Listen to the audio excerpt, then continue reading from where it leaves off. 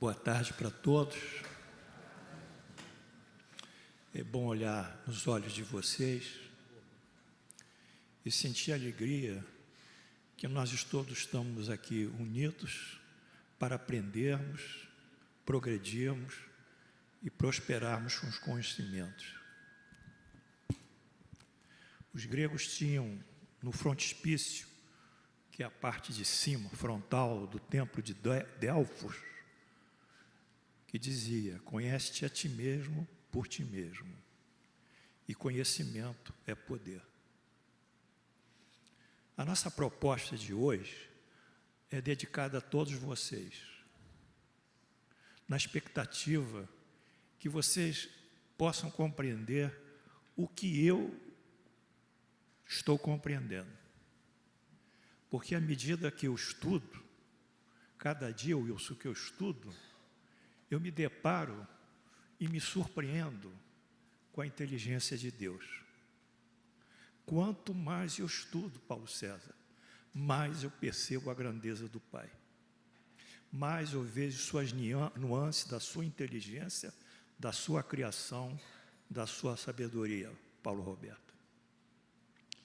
A aula de hoje é algo que, efetivamente, eu não esperava que chegasse a esse ponto.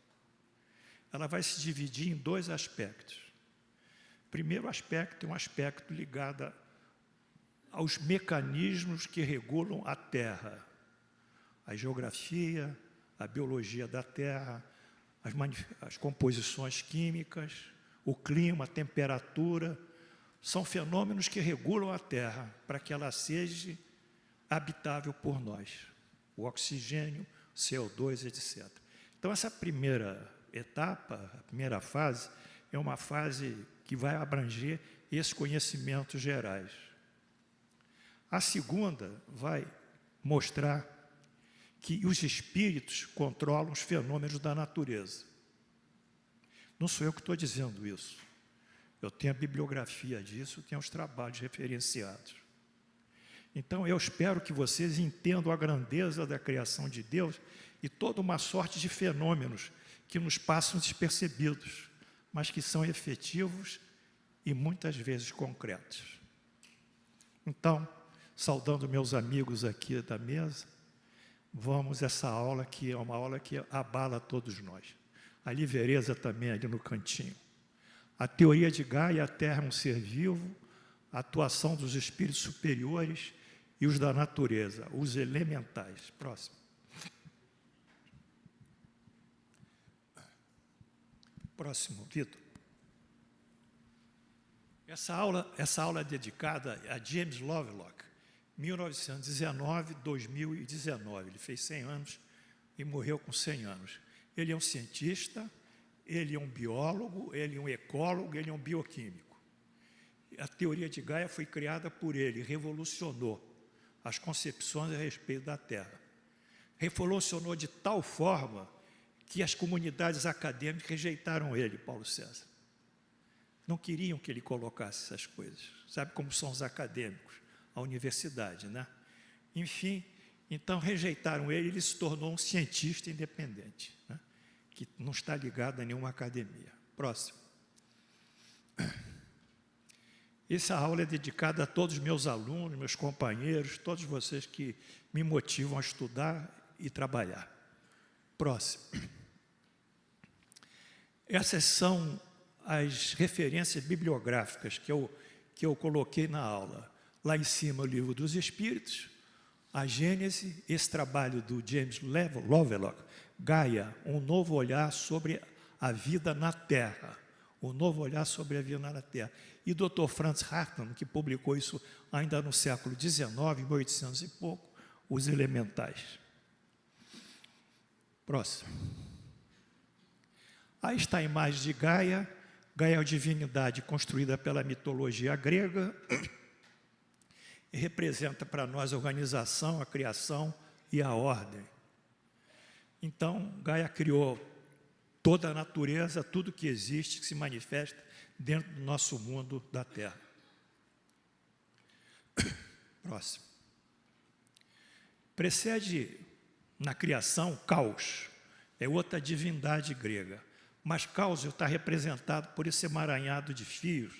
Caos é a indisciplina, é a desorganização, é a anarquia, é desequilíbrio, é tudo disperso. Todos os fenômenos estão dispersos e não tem um sentido inteligente e criativo. Então, Gaia vem, sucede e toma o poder de caos. Próximo.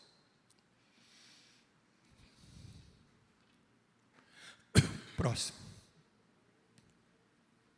Bem, qual foi a proposta, a tese ou o princípio de nosso homenageado de hoje? Ele diz o seguinte: a Terra se comporta como um ser vivo, é igual a nós.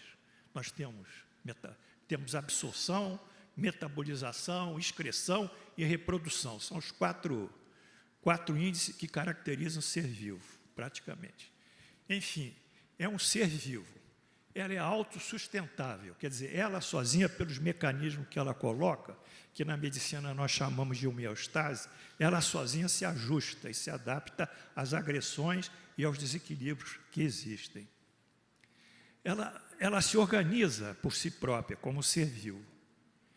E ela cria para a sua manutenção, para a sua preservação, condições ideais de temperatura, de gases, oxigênio, nitrogênio, etc., condições de climas, correntes aéreas, correntes marítimas, estações do ano, a própria inclinação da Terra em 23 graus é que vai marcar as 4 estações. Enfim, ela é um ser sábio em si mesmo.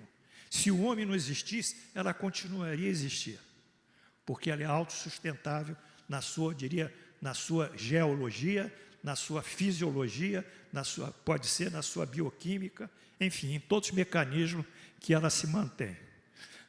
Próximo. Bom, a síntese de Lovelock é justamente essa. Ele se atém à biologia, que é a vida. A vida somos nós todos. Nós formamos aqui a chamada biosfera.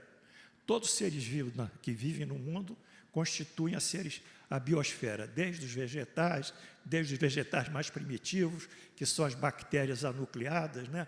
Procariontes e eucariontes, né, Paulinho? Vamos andando. Vai andando. Segundo, a geologia é a Terra.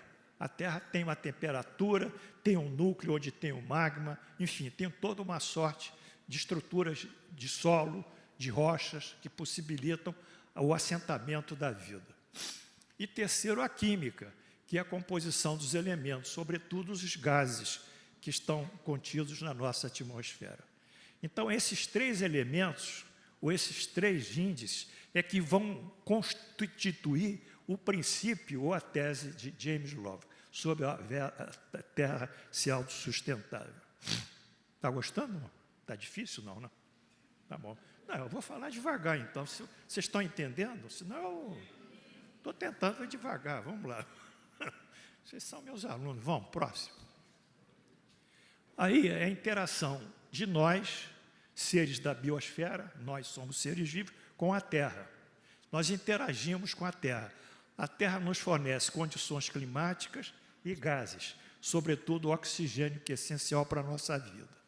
E essa relação nossa com a Terra, nós, que constituímos os humanos, etc., com ela, chama-se simbiose, é um processo simbiótico. Sim é junto e bios é vida. É o que nós chamamos de uma fusão de fisiologia e de condições orgânicas de espécies diferentes. Essa é a simbiose. Por exemplo, tem bactérias no nosso organismo que produzem determinadas substâncias absolutamente necessárias à degradação de proteínas e substâncias nutritivas no nosso intestino. Nós temos bactérias que são amigas. Essa é uma relação, ela vive dentro da gente e elas produzem, degradam substâncias necessárias à nossa vida. Se eu não estiver entendendo, você fala. Vai me dando sinal aqui, vai. Próximo. Bom, quais são os mecanismos que a Terra se controla? Quer dizer, o que controla a Terra? Controla a Terra a física, os fenômenos de calor, temperatura, sobretudo, a química, a produção de gases, esses gases são metabolizados, são alterados. Por exemplo, Um exemplo de uma química na Terra é a fotossíntese. A produção de gás carbônico, dióxido de carbono. Esse dióxido de carbono, quando se junta com água, sob a força da luz, a energia solar, que é o fóton, bate numa célula chamada cloroplasto e produz o quê? Produz glicídios e produz oxigênio. Então, houve uma reação do CO2, dióxido de carbono, passou para oxigênio. Isso é um fenômeno químico. Os geológicos referem ao solo, desculpa, os geográficos que são a natureza e as configurações dos acidentes da Terra. Próximo. Bem, vamos passar rapidinho pelas camadas da Terra. Essa primeira camada é a camada geológica. Eu já falei aqui numa aula sobre ela. Será que estão me perturbando aqui, não querem que dê aula?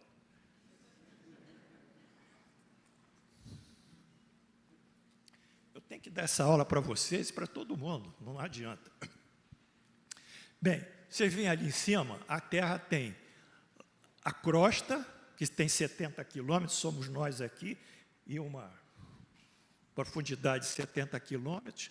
Depois tem um manto, que vai de 70 a 2.891 quilômetros, e mais para frente tem o núcleo, onde está o magma. No centro da Terra é níquel e ferro fundidos, está certo?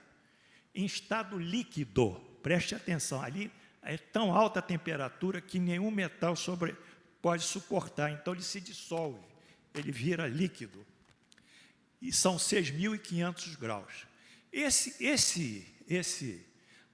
Essa condição da Terra ser uma espécie de bobina ou fornalha, de vez em quando consegue soltar essa energia de calorífica, e calórica, ela vai aquecer os oceanos. Até hoje eles não entenderam, mas o aquecimento dos oceanos não é da função climática primariamente, é da camada da Terra, o magma que passa a energia calórica. Então nós vamos ter aí o El Niño, que é o aquecimento do Pacífico. Então a água do Pacífico tão quente e evaporam, então aquela nuvem de vapor é um vapor aquecido. Ele vai mudar toda a estrutura do clima existente, produzindo secas num lugar e produzindo inundações no outro. Próximo. Bom, vamos ver as camadas da Terra. A primeira camada é a atmosfera, que circunda a Terra.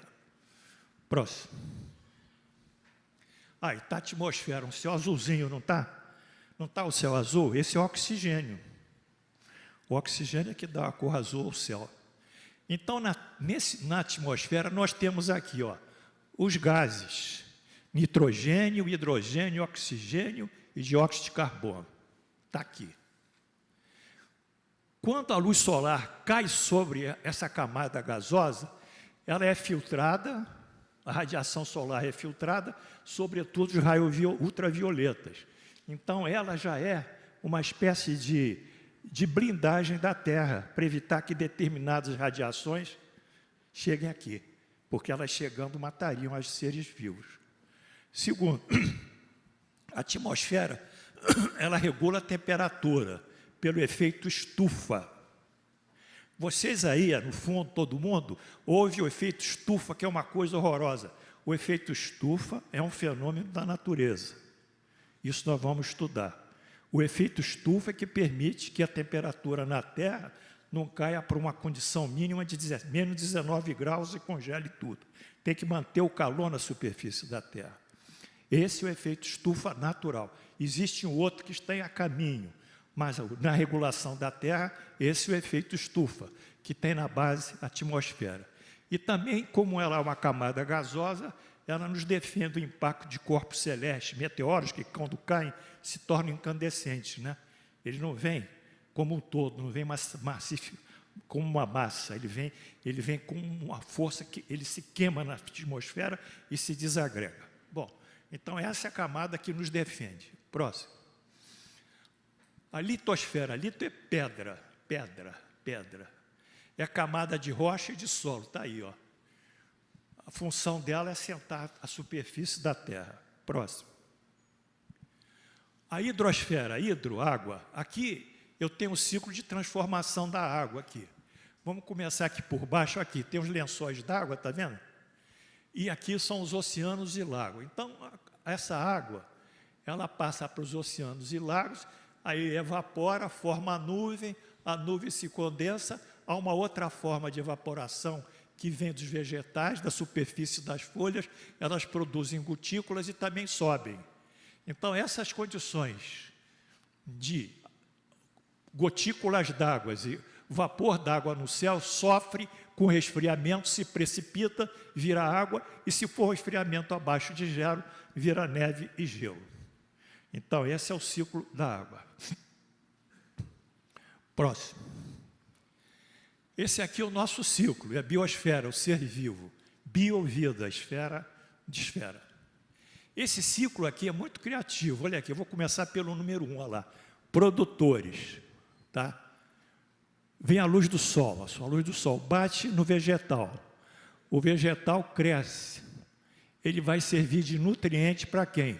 Para o coelho, que já está ali como consumidor, ou para aquela raposa, tanto faz. Então, os produtores são os vegetais, os consumidores que geram os nutrientes. Os consumidores são ali os animais, nesse caso, somos nós também.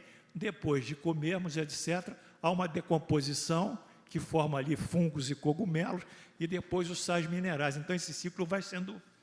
E os sais minerais voltam para onde? Para alimentar o indivíduo. É um ciclo de energia constante, em que todo o sistema de nutrição do dia calórico é mantido. Enfim, é o ciclo fechado de trocas de energia. E a luz solar é o quê? É a mãe de tudo. Se acabar o sol, tchau para nós. Né? Do sol vem tudo. Próximo. Aqui é um sistema de... É um sistema, está em cima lá, marinho, ó, os peixes, aqui são os animais. Então, o que acontece? Quando os animais vivem numa determinada comunidade, numa troca de energia, e nessa comunidade eles têm relação com o meio ambiente, com a água, com a temperatura, com a insolação, com a terra, então eles formam o chamado ecossistema. É uma espécie de aquário de vida, sabe? De vida, né? Está todo mundo ali vivendo naquele aquário. Os animais, os bichos e o aquário, a água do aquário, etc., que ajuda eles a viverem.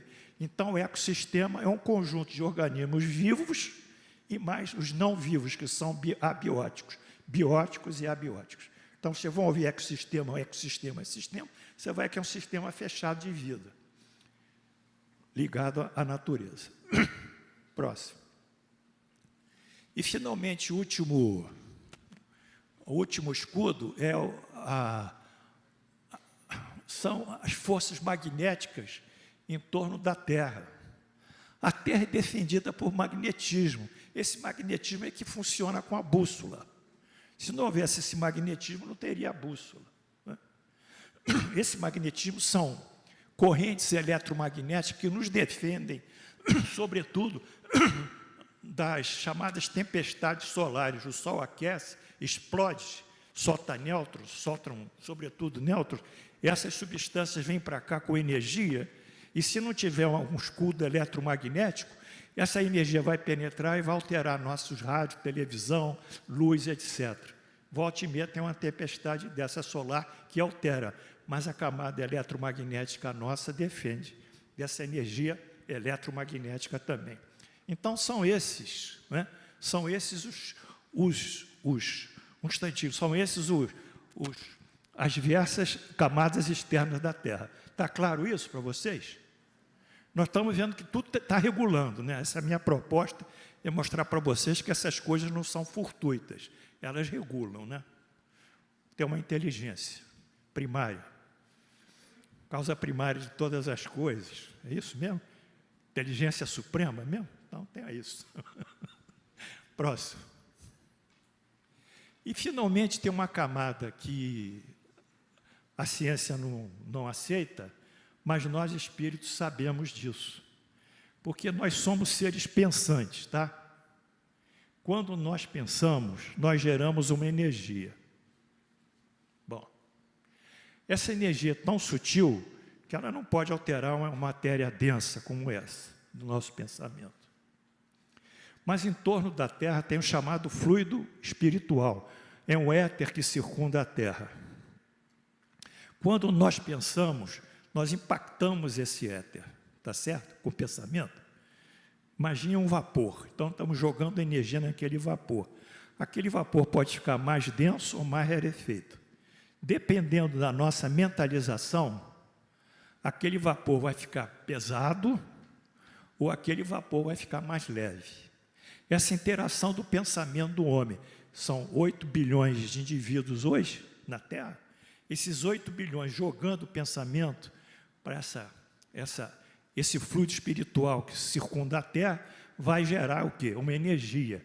E essa energia fica presa ou volta. Então, a psicosfera da Terra é muito ruim. É muito ruim, muito pesada, porque as pessoas, os 8 bilhões, só pensam em fazer coisa errada. Ou se vingar, se maltratar. Eles não querem melhorar ninguém. Então, é uma situação difícil da psicosfera. Quando essa energia fica pesada, hein, Yuri? Fica pesada, sabe o que acontece? Tem que dar uma descarga. E essa descarga que vai afetar a natureza. Vocês estão achando graça? Mas isso é verdade. O que eu vou fazer?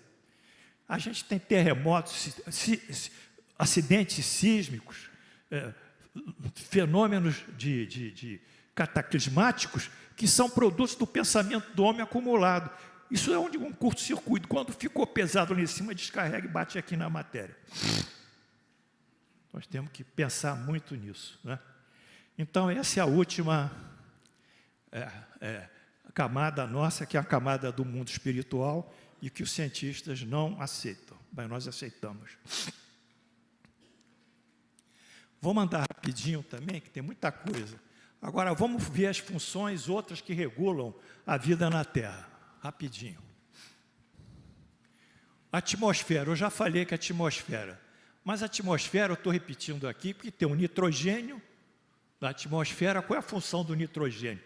Ele serve de produção de energia de bactérias que estão debaixo da Terra, sem oxigênio. Então, essas bactérias são chamadas anaeróbicas. E eles produzem uma energia com a bactéria, que são os nitratos, ou sais nitrogenados, nada mais são que os adubos. Os adubos são nitratos e ácido nitroso, etc., que produzem a Terra. Então, essa é a primeira função de oxigênio. O oxigênio, obviamente, serve para nós, seres que dependemos do oxigênio. É a respiração dos seres aeróbicos, serve lá para transformar o CO2 em oxigênio na fotossíntese, e tem uns gases nobres lá que não funcionam muito bem. Então, vou fazer uma outra pergunta. Qual é a concentração em porcentagem do nitrogênio na atmosfera? Alguém sabe? Lá atrás, no fundão. Ninguém? Na mesa, meus irmãos de Frei Luís, sabem? Não? Ninguém quer chutar, não?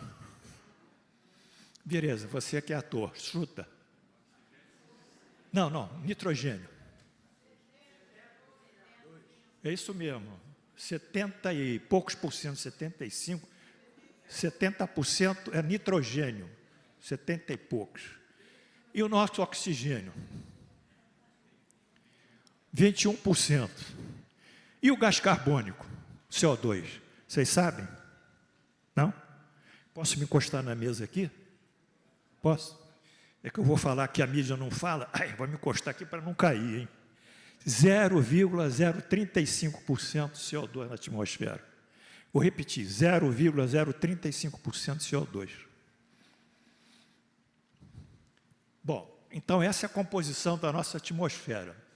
E a função dos gases também que descem aqui para ajudar a manutenção da vida. Próximo.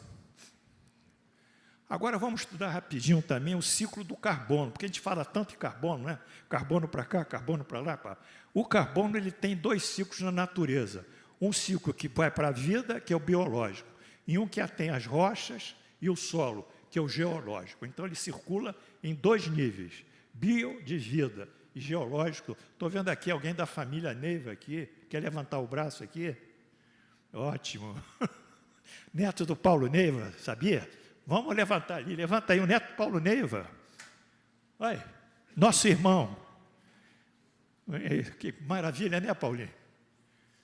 Bom, então, é o biológico e o geológico. E esse biológico e o geológico, eles vão formar o quê? O efeito estufa, através do CO2, e vão formar também a síntese, a fotossíntese, através da energia solar. Então, o carbono tem um ciclo de vida. Por um lado, pelo CO2, ele fica pairando aqui na atmosfera assim, e é como um espelho, a energia solar vem, bate na Terra e reflete nele. E aí ela fica dando calor para todos nós. Na ausência desse fenômeno que é chamado um fenômeno de estufa, nós já vimos que a vida seria impossível na Terra. Está vendo isso? Próximo. Aí é o ciclo biológico também, fotossíntese plantas, gera oxigênio, gera as moléculas dos seres vivos através do carbono. E o geológico é muito complicado, vou andar direitinho. Ele se interrelaciona no solo com as rochas. As rochas se desintegram e outras se decompõem, quebram em pedaços ou não, é rocha normal, e nesse processo elas absorvem o CO2. Eu não sabia que as rochas, porque eu não vi isso em nenhuma mídia, o que eu estou falando aqui, Vereza, não existe, eu vou ser atacado, tá? Por falar essas verdades. É o CO2, isso é um estudo, eu fiquei de dar referência, é do Massachusetts Institute of Technology, que mostra que há uma relação da rocha com a regulação do CO2. Do outro lado, a hidrosfera, quer dizer, a água, o CO2 vai para dentro da água e forma uma solução de ácido carbônico, se eu não me engano, e vão dar substâncias ácidas. Próximo. Aí a fotossíntese. É tão bonitinha a fotossíntese, está tão colorida, está aqui. Aqui está a plantinha nossa, ó. Aí o gás carbônico entra nela. Aí vem a energia solar. A energia solar vai liberar oxigênio e faz a fotossíntese, libera a glicose e mais água. Está lá. O dióxido de carbono mais a água e mais a luz do sol gera glicose e oxigênio. Próximo.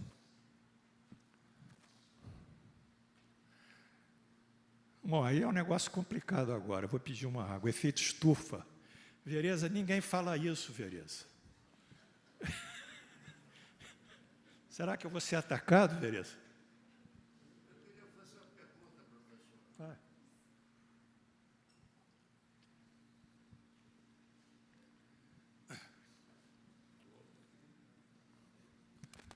Aí, Vereza, fala aqui. Rapidinho. Os neutrinos, eles permeiam tudo e funcionam como uma espécie de cola entre tudo isso, professor?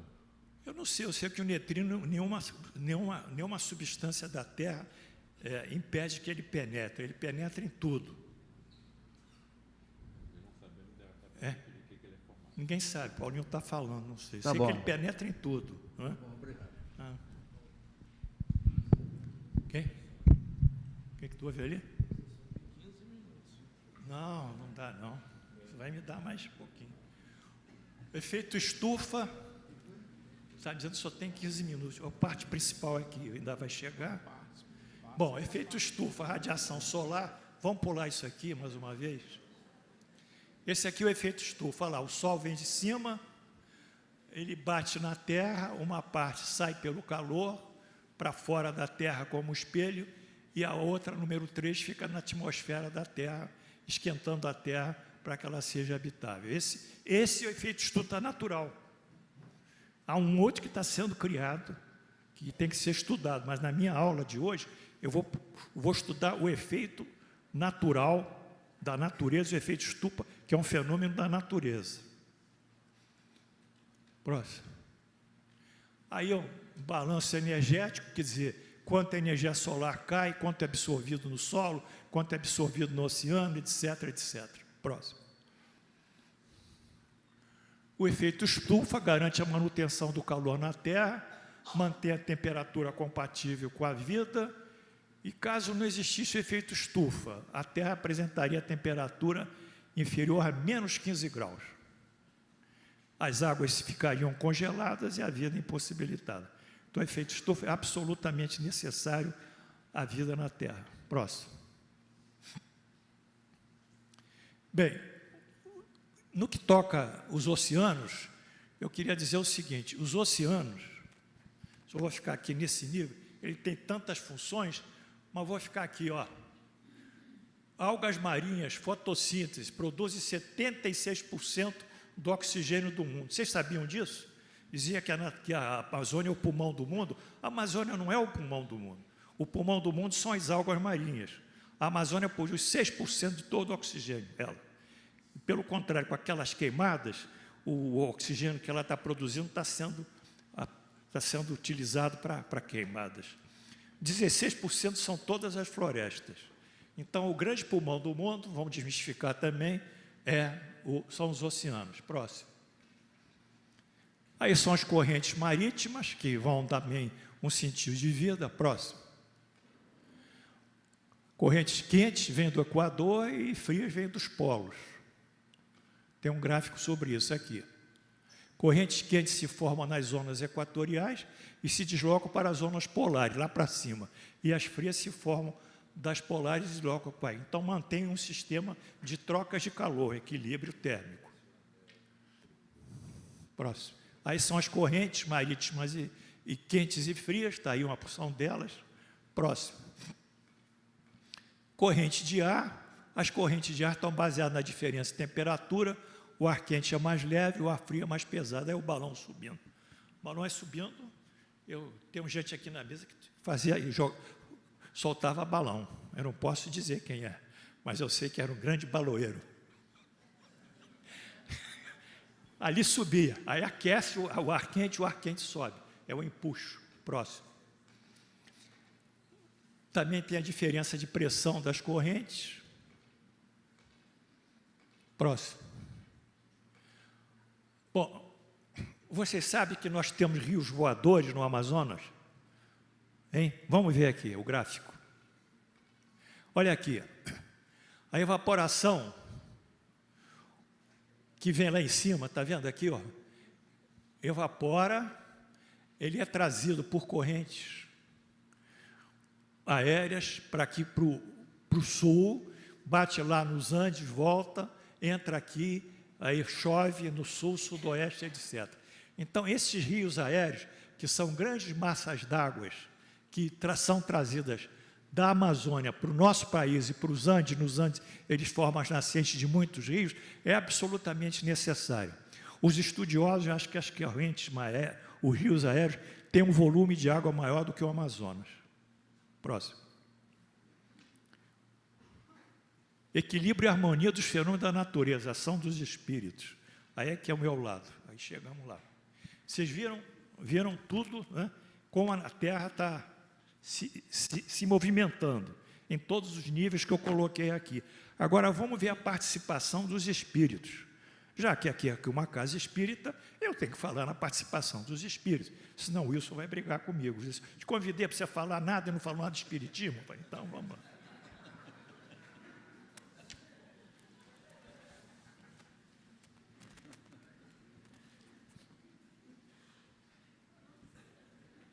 Pergunta 536, Livro dos Espíritos. Os grandes fenômenos da natureza, os que se consideram como perturbação dos elementos, sabe? Acidentes, terremotos, inundações, etc., são devidos a causas fortuitas, quer dizer, causas ocasionais, ou todos eles têm um fim providencial? A resposta do Espírito: tudo tem uma razão de ser e nada acontece sem a permissão de Deus. Então isso já coloca a gente dizendo, tudo isso tem um sentido, isso não é gratuito, não é? Não é a tragédia gratuita, a tragédia tem um sentido. Próximo. Não, você pulou aqui, desculpa, volta aí. Pergunta A. Esses fenômenos sempre têm um objeto? Algumas vezes, eles têm o homem como razão imediata. Então, esse fenômeno vai atuar sobre o homem, ou sobre a comunidade, uma sociedade. Mas também é frequente ter um único objetivo, que é o restabelecimento do equilíbrio e da harmonia das forças físicas da natureza. Isso quem está dizendo é o espírito comunicante. Às vezes há um desequilíbrio e o fenômeno vai reequilibrar. Paulinho, acho que sabe, Paulo César sabe isso. Aqui. Tem uma finalidade para o homem, equilíbrio para o homem, para a natureza, equilíbrio, e a harmonia do homem com a natureza. Então, nós estamos entrando agora num algo que me surpreendeu, que todos os fenômenos que estão ocorrendo na natureza, inundação, tsunami, terremoto, maremoto, incêndios, tudo tem um finalismo. Nada vem sem uma razão de ser. Então, a nossa cabeça abre e fica surpresa vendo essas coisas. Próximo. Vamos pular esse. Então, aí nós temos um gráfico sobre a ação dos espíritos da natureza, que estão envolvidos com esses fenômenos aqui. Eles atuam sobre as correntes atmosféricas, aqui, ó, sobre os cursos da água, correntes marinhas, sobre a movimentação do solo, subsolo, sobre raios, trovões, vulcões, incêndios naturais. Altera o clima, ou harmoniza, ou causa um desequilíbrio, que leva a chuva, estiagem, tempestade tropical, altera a temperatura, rios, lagos e oceanos evapora, abalos terrestres, sísmicos, etc, etc, etc. Então, está aqui. Esses espíritos que estão ligados a esse fenômeno são mais apegados à matéria do que outros espíritos e parecem ser os agentes principais das vicissitudes dos elementos do globo, quer pela sua ação sobre o ar, a água, o fogo, os corpos duros, quer nas entranhas da terra. O Livro dos Espíritos com a citação. Então, nós estamos entendendo que há uma influência direta desses espíritos. Mas que espíritos são esses? Próximo. Bom, são dois níveis de espíritos. Os superiores é que vão comandar esses fenômenos. Mas ele não tem o perispírito denso, sabe? Esses espíritos, esse tipo de gente que atua, é um perispírito da densidade muito própria da matéria, por isso que ele pode atuar sobre ela. Os superiores não, então os superiores comandam e eles fazem. Allan Kardec disse que começou com as mesas girantes. Às vezes um espírito fazia subir a mesa girante, né?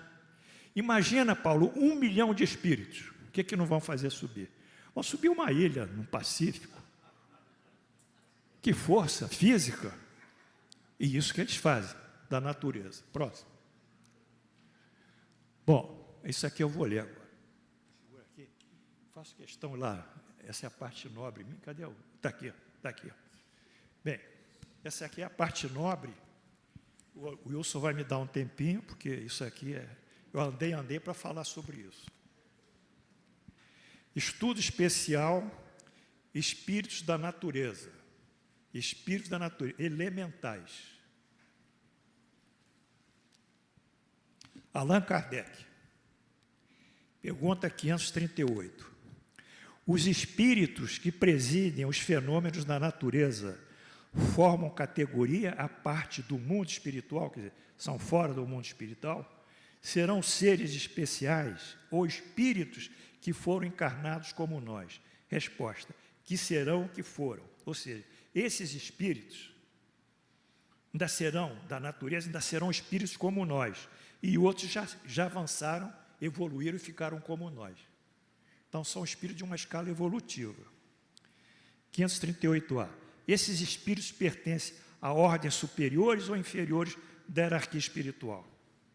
Depende do papel mais ou menos material, ou mais ou menos inteligente. Quer dizer, os inteligentes vão dirigir e os outros vão fazer com a matéria. Dá efeito físico, não é? Quantas vezes a gente viu lá na Boina, lá em cima, subindo e descendo as coisas, né, Paulo César? Subiu o colchão, lembra quando o colchão subia? Efeito físico. Subiu o colchão, viraram uma bacia d'água em cima daquela menina, que eu me lembro bem, esposa de um nosso amigo. Faziam tudo. Tinha uma porta lá, que, no Santuário de América, eles marcaram toda a porta lá, pintaram a porta lá, quebraram a porta, efeito físico. Na produção de certos fenômenos, aí é das tempestades, por exemplo, é apenas um espírito que age, nas tempestades, nos fenômenos, ou ele se reúne em massa. Reúne-se massas inumeráveis, inumeráveis. Quer dizer, está acontecendo umas coisas que a gente nem sabe.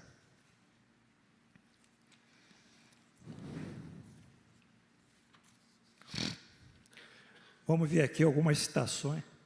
Para terminar, eu vou deixar alguma pergunta para vocês.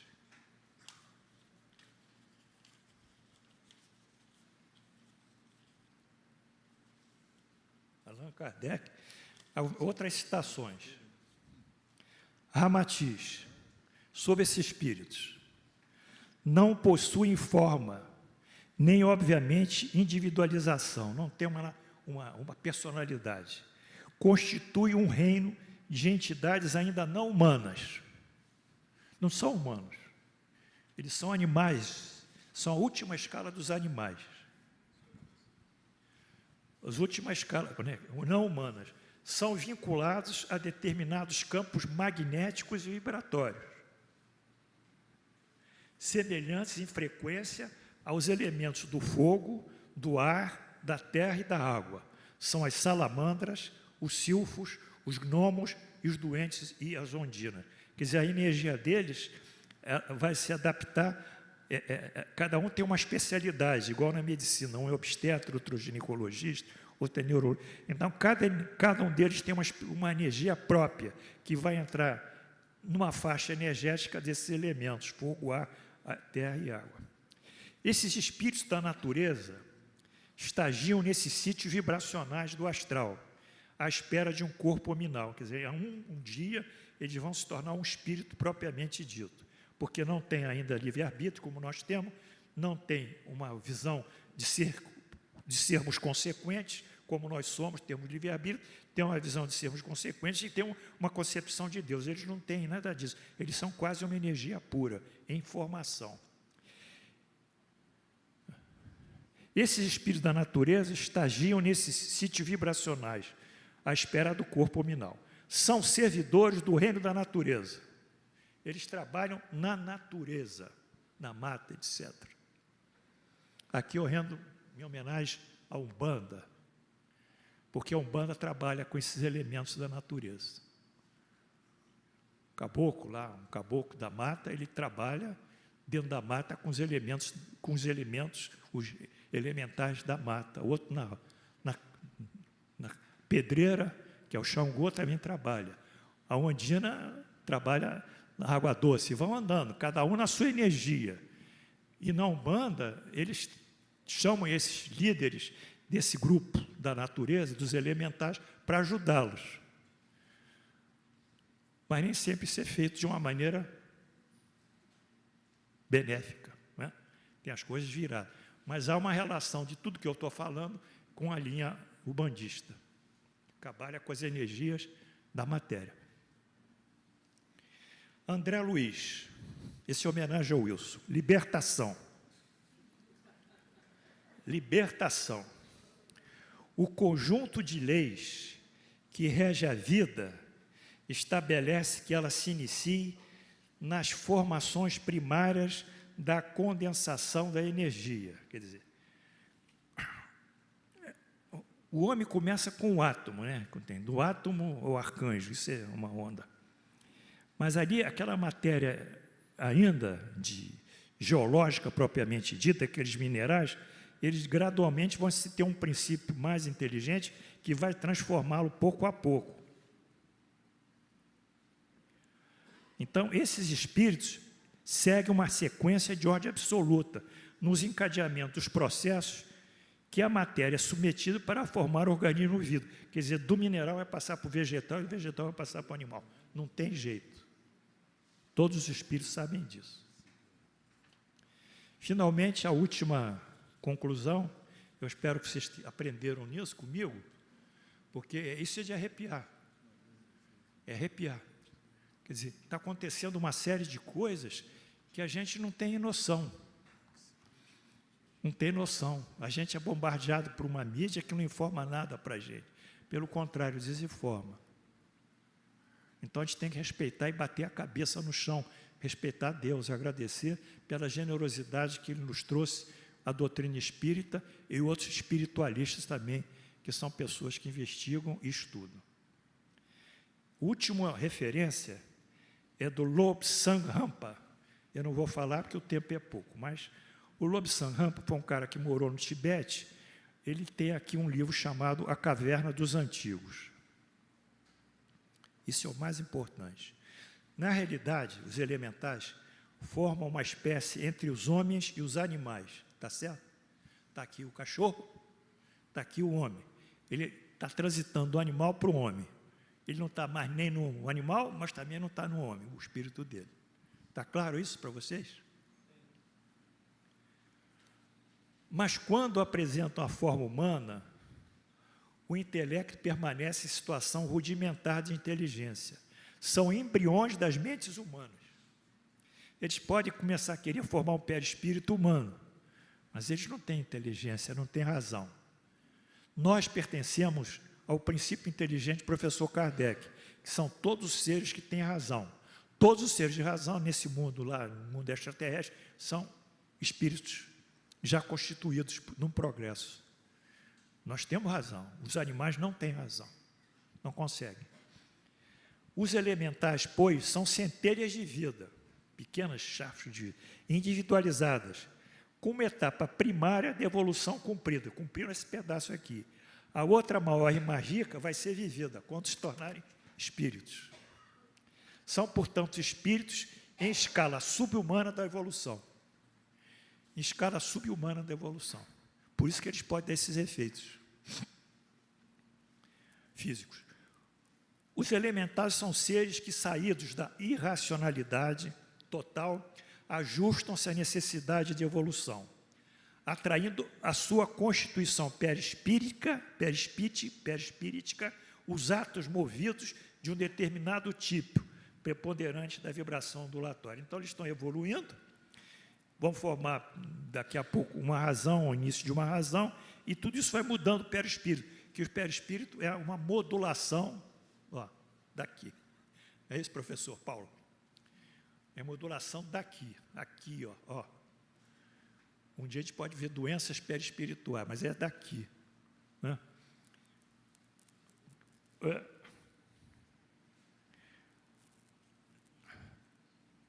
As forças da natureza, para terminar, não obram cegamente, não são inconsequentes.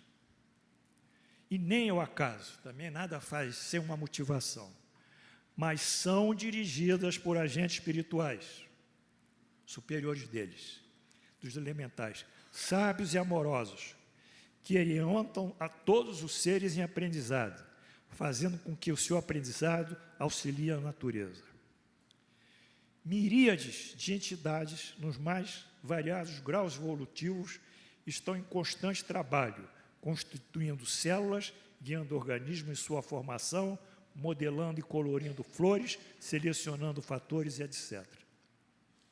Então, nós terminamos. Então, eu tenho que dizer a vocês, para terminar,